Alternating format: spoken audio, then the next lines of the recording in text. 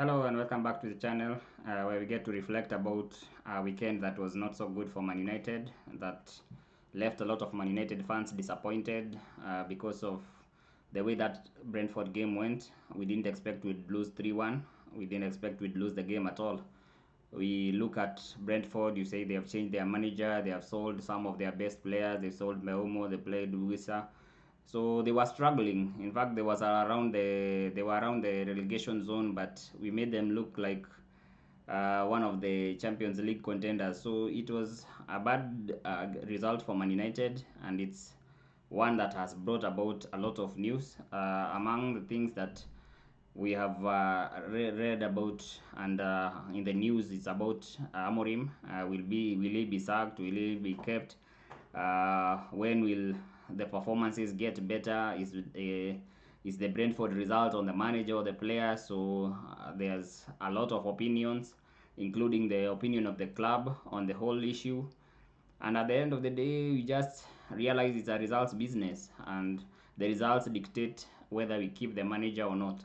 So in terms of the Ruben Amorim or keeping or sacking him, there has been a lot of opinion. In my opinion, the results are not good enough. We expected more this season. When we ended that season in 15th, this was going to be a season of resurgence. It was going to be a season where he would show what he could do with a whole preseason. And so far, yes, we can say there's been an element of luck, bad luck in some of the games we have lost, including you look at the game against Arsenal, there was a contentious decision. You look at the game against Fulham, we had a penalty. That penalty goes in, it's a different case. You look at the game against Brentford yesterday, I say there was a red card that was supposed to be given. We lost the penalty. So the players have not been, especially Bruno Fernandes has not been the Bruno Fernandes of last season. He was the best player for Man United last season, and this season he's been very poor. Which brings about the question, should he have gone to Saudi? Should the club have taken the money that Saudi were offering and invested more in the squad? Because as it is now, he's being played in a position that makes him very ineffective. He's not an 8, and when every time he plays as an 8, he drifts, and it gives us it makes us so open that most teams know how to play Man United. They know there's big hole in midfield, and if you can bypass the midfield, then you can just go straight to the defense. You can attack the defense straight. So every time there's these long balls that know that you bypass the midfield, won't be in the position that it's supposed to be in. So one long ball and you have to deal with the defense, and if your striker is good enough, then he'll be able to cause trouble while the other players come in and score the goals, or he can finish on his own. Thiago, we made Thiago look so good. In fact, he's now on 4 goals. We gave him 2 of those goals. So the goals, the manner in which we consider the goals, we are finding it hard to score goals, but we are giving away easy goals. So that is an issue, and it comes about as a managerial issue. Is Ruben Amorim setting up the team well enough to be able to make wins? You look at the setup that was, I think there was some mistakes he made in the game against Brentford. One of the mistakes was starting Maguire in a high line. He was exposed almost immediately. It just took 7 minutes to expose Maguire. Maguire can't defend in a high line. One, he always keeps everyone onside. He always comes back because there's that fear that he doesn't have the pace. So he was late in setting up the offside trap, and once that offside trap was not kept correctly and kept Thiago onside, he wasn't catching him because Thiago has more pace than Maguire, and that's how it went until he scored. So that was a tactical mistake. The other tactical mistakes was he was not quick enough to realize that we needed to change, because the tactic of Brentford was hitting the long ball, and they knew they would terrorize Maguire the whole game. So one of the tactical decisions was supposed to be Maguire should have come off early for Euro. Euro has the pace. We played Brentford's game because we really needed to take away the throw-ins, the headers. So Maguire was there for only one purpose: to prevent them from scoring from the long throw-ins or the set pieces, and to keep heading the ball. And I think that is a strategy that is not fit for Man United, because we are playing to the other team. Man United should have its own qualities that are good enough to win the game without having to always trying to think about how you neutralize the other team, because then your whole game plan is based on the other is based on how to counter the other team's strengths, not to maximize on your strengths, because we have strengths that are Man United that if they are used well enough, most teams can't cope. We see the teams we the way we win against some teams, and you realize that if we are going to keep adapting, one of the things in the Premier League that works against managers so much is when they keep chopping and changing their teams. You keep changing your teams, you don't get a consistent team that can play together for a long period of time. So that is on the manager, and that is one of the things that has brought us fans to probably think that it's time to change the manager if he can't get a good enough run of games where he sticks with a team where we don't have to guess about the lineup. Every time the lineup comes out, you feel the fans are disappointed because the fans don't seem to think he understands what this team needs. This team, we know the people who have underperformed for years, the likes of Luke Shaw, the players you look Shaw due to his injury, he gets afraid to get stuck in tackles. So every time there's a tackle that can be made, you see he doesn't make that tackle. So when he played the Delete on the right centre back, Delete is a very good player when it comes to making last ditch tackles. You've looked at all those games, including the City game, including the game against Chelsea. There were those last ditch tackles that Delete makes that saves goals. But when Shaw was left with Thiago, he didn't even make a tackle. He was favourite to win the ball, but he never got to it. So that is a concern because the manager seems not to be realizing these are mistakes that he shouldn't be making. The players who are inconsistent shouldn't be starting games. One of the things with Maguire is if you have to start Maguire, you almost instantly have to play a low line because then he will be exposed, and he will be exposed by most teams in the Premier League because the Premier League is mostly about pace, and there are so many pacey wingers, there are so many pacey strikers, and if you don't have pace in your defense, it will be exposed time and again. So I think Ruben Amorim has to change, and one of the things that has to decide if he stays or not is the next 3-4 games. But one of the games against Sunderland, Sunderland have started their season very well. They're in 11 points. It's actually strange that the only game they have lost was against Burnley. Burnley, whom we beat at home. We needed a last-minute penalty to beat them, but they have done well against the teams that you'd think they wouldn't do well against. So they are going to be a big game.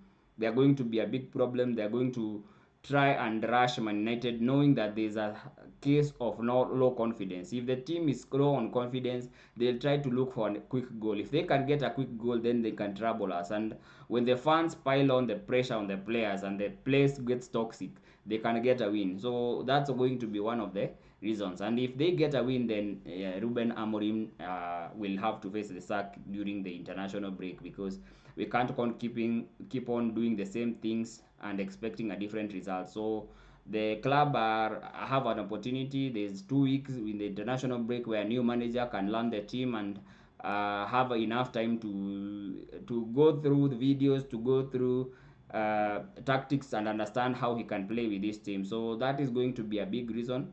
Can we see enough from Ruben Amorim in this game against Sunderland to realize that he probably needs more time? Because we are getting to a position where we are not confident with the manager. He lost the fans against Brentford. That is one thing that happened. I didn't want us to sack another manager, because I understand the problems of the team. We have had many problems with the team, and sacking another manager was not something on my mind this season. We needed to have a manager that will get behind for a longer period, maybe 2-3 seasons, because the problems of the teams are still there.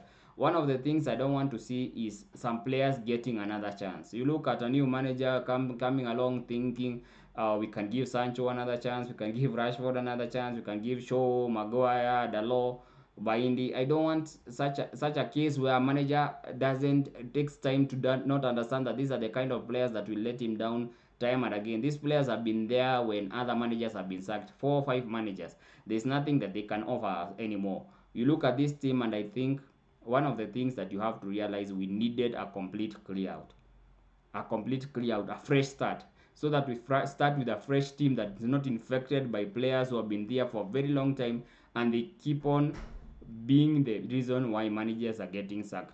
Because you look at the nature of the goals. One of the goals was a very poor goals to concede from the run that Maguire couldn't keep up with the Thiago. The second goal, you look at Baindi was at fault. You look at Shaw was at fault. Dalot was at fault. I don't know where Dalot was running to instead of running with his man back to the right wing back so that he can defend that. And if he had run with his man, that's not a mistake that would have happened. So I was hoping that we would have a manager for longer who would be able to clear out this deadwood and start another team, that a team that would stand a chance even if another manager came along. So the case of another manager coming along and then thinking that everyone has a new start, has a fresh start, is a worry. So the question is, when will it get better? Because at the end of the day, you have to see signs that it will get better. And right now, there are no signs that there's something that is going to get better. Because yes, we have had better performances. Yes, we can look at some of the cases and say we were unlucky. We were unlucky against Arsenal. We were unlucky against Brentford in terms of the decisions. The referee had made very poor decisions. One of the decisions was on Cunha. The first goal, they said it was supposed to be a foul on Cunha. They didn't call that foul. I don't even think VR looked at that foul even more, because 2 minutes later Bruno was fell down in the same way and he called it a foul. So you wonder, why was it not a foul on Cunha? You look at the red card that was supposed to be given, but we can't be in cases where you realize we play better when that the other team is in a red card. We have very many of Ruben Amorim's wins have come when the other team is 10 man down. That is not supposed to be the case, where we look at the situations where a player has to be out for us to start playing better. So that is an issue. Nevertheless, it's a case where referees need to make the better decisions, and they can't just be making rules on the fly, because they made up a rule that was not there, that the player was not in control of the ball. How can you not be in the control of the ball when you're being pulled backwards? Because he was in control of the ball. The ball was coming to him. If he's not pulled backwards, he has a chance to score.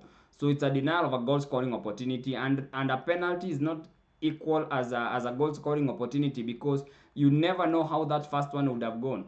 Probably Mbeumo scores that and it's a 2-2, and you can continue the game, and you never know, from there they'll come have the confidence and the momentum to probably score another one and win that game. So these decisions are also a case where PGML have been so corrupt. They have had 4 or 5 decisions wrong for Man United this season, and that cannot be good enough. Because in the Arsenal game there were 2 wrong decisions. In this game there were 2 wrong decisions. There was a wrong decision against Burnley. There was also a wrong decision against, I think, Chelsea. So you look at these cases and it's getting so bad, because the PGML are ruining the league. But even so, Man United should be winning most of its game without having to rely on those simple, small cases.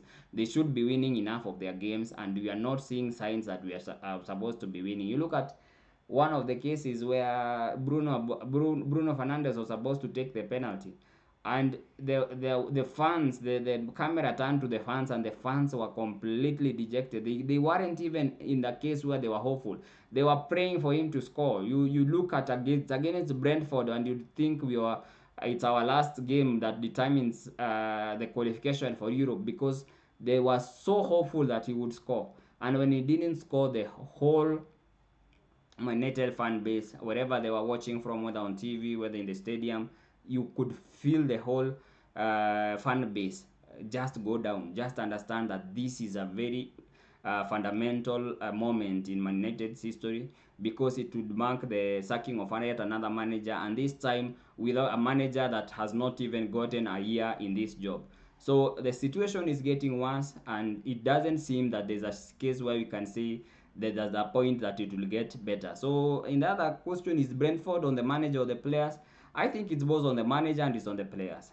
The players, we can look at the role of Shaw, the role of Delhi, the role of Maguire, the role of Dalot, and even Ugarte in some of the goals that we conceded. You can look at the role of Bruno in the penalty that he missed, in the poor performance that he had the whole game. We can look at the role of Dogu. Dogu spent all his time on the floor. Every touch he just kept looking for fouls, instead of you need to be stronger in these moments you need to see the character of the players, and it was not there. You look at Cunha, wanted to do everything on his own. He didn't trust his teammates. He just kept the ball, looked down and tried to dribble. If only he played along with the players around him, then it could be a bit better. So there's a case you can say it's on the players, but it's also on the manager, because his tactics from the get-go gave a lot of respect to Brentford. He just looked at the way he could neutralize Brentford instead of looking at a way he could find the strengths of its team to dominate the game, and nothing that Brentford did would have mattered at all. Because if you use the strengths of the team, if you score, if you push them, if you make sure they are not getting enough spaces, if you make sure they are not getting enough chances to trouble you, then they don't matter what they do. Because Man United should go to Premier League teams knowing that we have enough in us to win the games without having to first think of how we neutralize the other team. So we don't play our game, we start playing their game, and that's what happened. To a point that you just looked that Dalot went to long throws. We had 3 4 long throws, and I just looked at it and I was thinking, this is Stoke all over again. This is Laurel the Rap. We have got to a point that we are now playing stock ball. We are not playing the game of Brentford, trying to survive, because that is what we are trying to become. We are almost become a team that you think is like a relegation team, because relegation teams, once they don't trust on the technical abilities of their team, what do? They go to set pieces, they go to throw-ins, long throw-ins. They go to issues where they probably think if you can cause chaos in the box, then we can score. But it's a hopeful strategy because you don't think that we can pass enough the ball well enough to create chances for our striker, and we didn't create chances for our striker, and that is a worry. So in the terms of the club's opinion, I think not before the club opinion. Let's look at some of the pundits and what they say. We look at Gary Neville. He gave his honest view on Ruben Amorim. He says, "I'm very concerned. I really am, because the manager's obviously a good coach. He's had a great record in Portugal, but it's not clicking at all. You have got to see what happens next Saturday against Sunderland. If that game goes against Manchester United, you are going to start seeing very big questions being asked of the ownership, very big questions." So I agree with him, because one of the things that you realize is that there are questions that have to be asked of the manager, of the ownership. How did they decide they would sack Ten Hag and then went for a completely different style of play? At the players that were in Man United at the time couldn't play that style of play. So you'd expect, if they are going for that style of play, then they have enough in the bank to completely overhaul the team. One, they needed to sign 2 wing backs. They needed to sign a defender. They needed to sign defensive midfield, 2 of them, because we play with a double pivot. So either 2 midfielders who can play well defensively, or 1 defensive midfielders and 1 center midfielder who can defend well while doing both parts of the job, defending and attacking well. But we didn't do that. There was no replacement of the goalkeeper. So the goalkeeper was an issue. The ownership have not done that. So there are going to be very big issues, not only on the manager. If we don't win against Sunderland, then manager is gone. That has to be a guarantee, because the 2 games against Brentford and Sunderland, you can't lose those games and still expect to be in a job. So if we have to lose against Sunderland, then manager has to be gone. But there's also questions you have to ask about the ownership. Did they know what they were doing when they took a manager who had no experience in the Premier League, but who played a completely different style than any of the Man United teams of the past?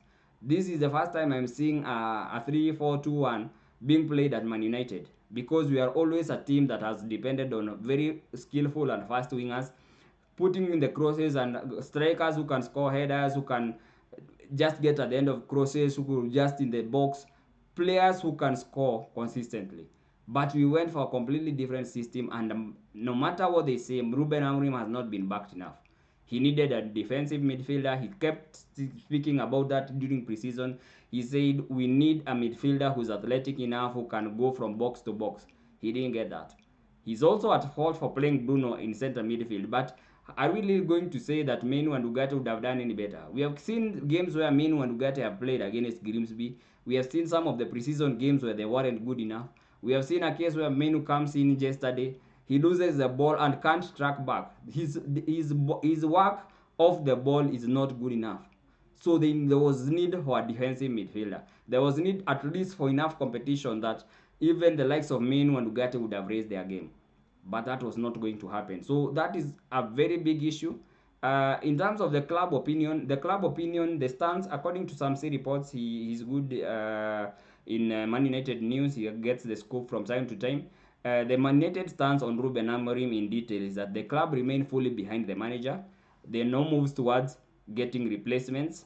And there was a story about in the Mirror about Man United lining up replacements for Ruben Amorim, but that has since been rubbished. It was a case not based on facts but based on betting odds. So according to the club, they remain fully behind the manager. They are not looking for any replacements at the moment. They are going to be hearing a lot of reports, people guessing that there are going to be some players. I think what happens is that there has been stories, but they are coming from the managers and their agents. One of the cases is that Savi has been learning about the Premier League and about the 4-3-3 and about how our squad can fit in the 4-3-3, and that's a story from his agent because it was announced by Fabrizio Romano, and Fabrizio Romano gets a lot of scoop from agents. So Xavi of Barcelona is just putting himself in a position to be considered if Ruben Amorim is going to be sacked. But I still think the club are not sure about sacking Ruben Amorim yet. There has been cases where they'll have be forced to pay 12 million pounds to him if not sacked within the first year.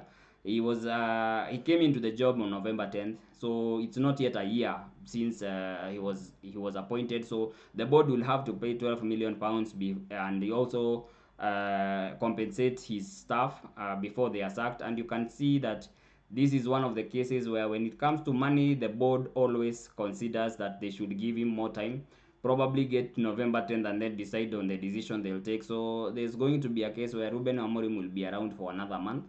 But if we lose against Sunderland, then their decision, they won't have any choice because they are forced into making the decision. And it's right because we can't be losing games against Sunderland, we can't be losing games against Brentford, and this will be the last straw. So it seems that Ruben Amorim will continue. There have been a lot of reports, including reports that he's been told to change his system, but those are unconfirmed reports. But as it stands, I think this Sunderland game is very important because winning that game puts us in a different perspective when you consider the table. We are still in striking position for the Champions League places, but people have lost confidence in the ability of Ruben Amorim to take us there. So that is a big issue that you have to consider. Is he the man to take us to the back to where we are supposed to be? Have the players lost hope in him?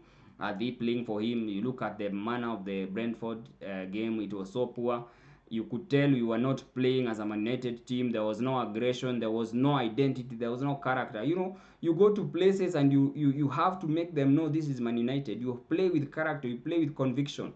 You have so many chances created against them that they can't cope. But Brentford played that game and deserved that win. And it's a very sad state that we have to go to Brentford for a fourth season and still lose every single game.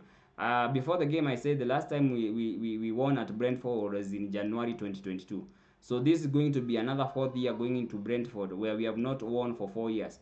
And it's a sad case that this is what Man United has become. So we hope to see what the club talk about Amorim in the next days. There are going to be information from the club. There's going to be information from the management, but hopefully we can have a decision, a clear decision. If they look at this performance and realizes Ruben Amorim is not the man, and if there are not enough changes in the lineup and in the game against Sunderland to convince them that he's the man, then he has to go.